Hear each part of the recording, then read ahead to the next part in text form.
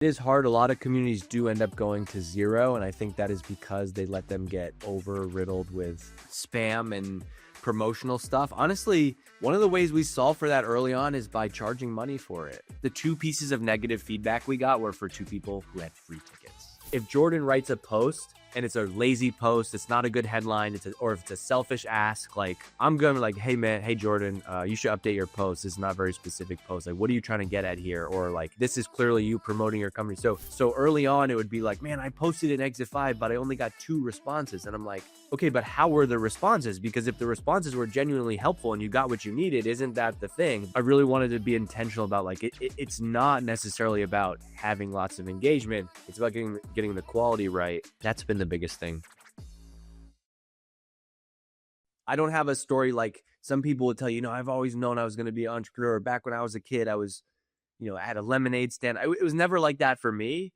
I think what I've always enjoyed is like looking back now, I've always loved writing, creating, communicating, public speaking.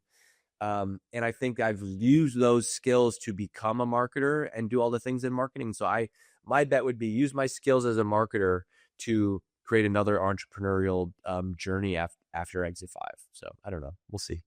Great. So the way you started Exit 5 is like a community, but what I see around me, and I'm sure you see this around you as well, is most B2B communities are like dead Slack groups, and so I'm just wondering, you said you created this community and you found product market fit even before admitting it. What did you do to make it work? Like, what do you see in the market that you do or understand that none other companies or people, marketers, etc. understand? Well, so the dead Slack group thing is like, I think the real answer to that will be in 5 years or however many years from now, because that's always tough to predict. I think it is hard. A lot of communities do end up going to zero, and I think that is because they let them get over-riddled with spam and promotional stuff. Honestly, one of the ways we solve for that early on is by charging money for it. Yeah.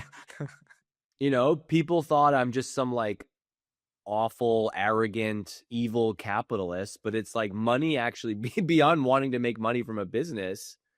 Money is an amazing forcing function to get some level of commitment. We just did our event. We just did this event in Arizona. The response was amazing, and the tickets were priced they were expensive, but priced appropriately, I think, for CMOs at that level. The 2 pieces of negative feedback we got were for 2 people who had free tickets. Isn't that funny? Yeah. So they were invited from like a sponsor or whatever. But so I think number one is like we charge from the beginning, and so there's some level of commitment. I also think having a really focused niche, the niche of B2B marketing might not be small to you, but when I explain it, it's like there are other communities out there that apply to multiple areas of like business. There's, sales, marketing, revenue, whatever. From the beginning, I think we've been exclusive. Like, no, we are exclusively for B2B marketers, right?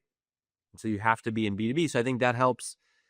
The other thing is like, if you look at if you go in the stats of our community, I think I've written maybe like 8,000 posts all time and, 40,000 comments or something like that. And so admittedly, I'm doing it much less now that we have a team and our company has grown. But if you look at the first 5 years, dude, I'm doing every single day. I am writing something. I'm commenting. I am policing comments, right? It's like, I'm in there. If Jordan writes a post and it's a lazy post, it's not a good headline, or if it's a selfish ask, like I'm going to like, hey man, hey Jordan, you should update your post. This is not a very specific post. Like, what are you trying to get at here? Or like, this is clearly you promoting your company. So I think that it's been like the founder mode level of like things that don't scale is like, I've been there commenting and replying on everything from the beginning.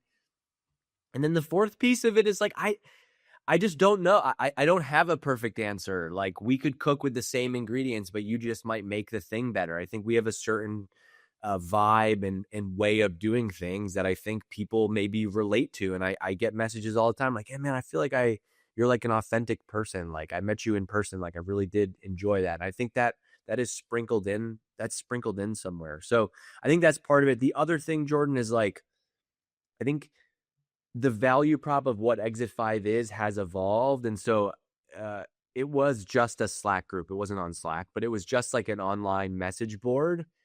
And I think that we needed to evolve from that because that alone was not enough. People didn't just want that. And ultimately everyone churns for the same reason.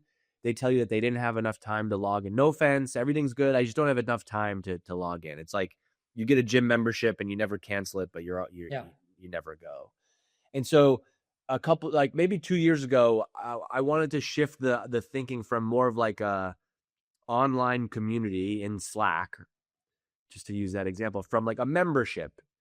I wanted you to pay an annual membership fee. And with that annual membership fee, you get access to the online discussion board of the community, but you also get discounted ticket to the events that you're doing. And you also get these perks and you also get this other thing. And so I think like a part of it is also just a positioning thing, right? If we position Exit 5 against LinkedIn, LinkedIn is always going to have more engagement. LinkedIn has an algorithm. The things there are meant to go viral. So early on, it would be like, man, I posted an Exit 5, but I only got 2 responses. And I'm like, okay, but how were the responses? Because if the responses were genuinely helpful and you got what you needed, isn't that the thing? Versus like on LinkedIn, if I don't get a post that has 1,000 likes and 50 comments, I'm like, oh, that was kind of a shitty post. And so I really wanted to be intentional about like it's not necessarily about having lots of engagement. It's about getting the quality right. That's been the biggest thing. Okay, but what you're saying is um, the engagement you get and the fact that you have like a great community comes from the fact that you make people pay and that you punch them in the face when they don't post the right thing. Well, that But if you clip that and you say it like that, sure. yeah, but at the same time, it's like, oh, but I have to pay to give and get punched in the face. And so you see, you could see it the other way. And so Oh what yeah, for I sure. Well, welcome. You got to have a business. You have to have guardrails. You have to have high standards, and you have to have strong opinions and run a business. Like I don't believe that there is sometimes there can be this kind of like mindset where someone's like, well, I am your customer, Dave Gerhardt. I paid you $500 to be in your community. You cannot tell me what I can or cannot post. And I'm like, yes, I can, because that's our product. Like the product is the community, right? And so it's like, sure, we have guidelines, we have guardrails, and it's not always perfect. And the really tough part about community is there's a lot of gray area. There's a lot of gray area. Like we don't want you to post the same stuff you'd post on LinkedIn, but like, we had this guy, we one time was like, it was so obvious he was taking all of his LinkedIn posts and just copying them and posting them in there and just changing them. And he's like, this is not a LinkedIn post. And I'm like, and he got me because I'm like, you're right. It's not, but it's like, this is not what this community is about. It's very hard to articulate. And so it's hard to manage against. And so it's just like, there's a lot of nuance there. Yeah. I hear what you're saying, but I think like it all comes back to like your brand, your positioning. We really want to focus on separating the signal from the noise, being really helpful, being a place for B2B marketers to ask questions and get advice. And so I think just building a point of view around that, and at the same time that you want to like police negative comments and poorly written stuff, it's just like management. You want to praise the really good stuff. And so you start looking at like, wow, that was an amazing post. Like, look at this. And I'm tagging people in it. Look at this post. This is an amazing post, right? Let's celebrate was a good post. Then we've also built a bunch of systems on our end. Like we get a bunch of data from every member that joins. And so I know that now Jordan joins and he actually he has deep experience in SEO. And so if someone asks a question about SEO and we notice that there's no responses, we might have one of our community managers go and tag in a bunch of people that we know are SEO people and to help get the discussion going. Yeah.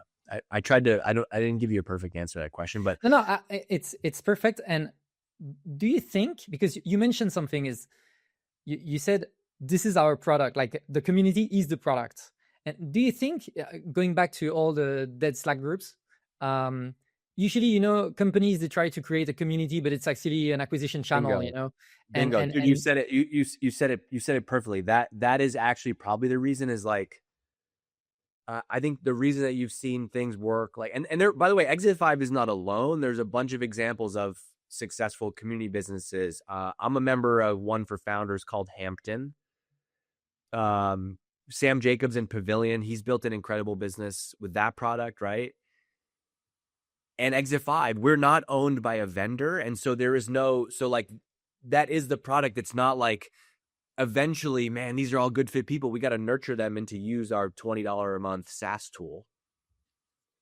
And I've done this. We had a early days of Drift. We had a Slack community. I remember we have a Slack community kind of delegated to the intern once a week. The intern posts like, "What's everyone working on today?" And like that's the whole engagement loop. But maybe that is a big piece of it. Actually, is being not owned by a vendor, and the community is the product. Is yeah, interesting. I'll put that in my memoir.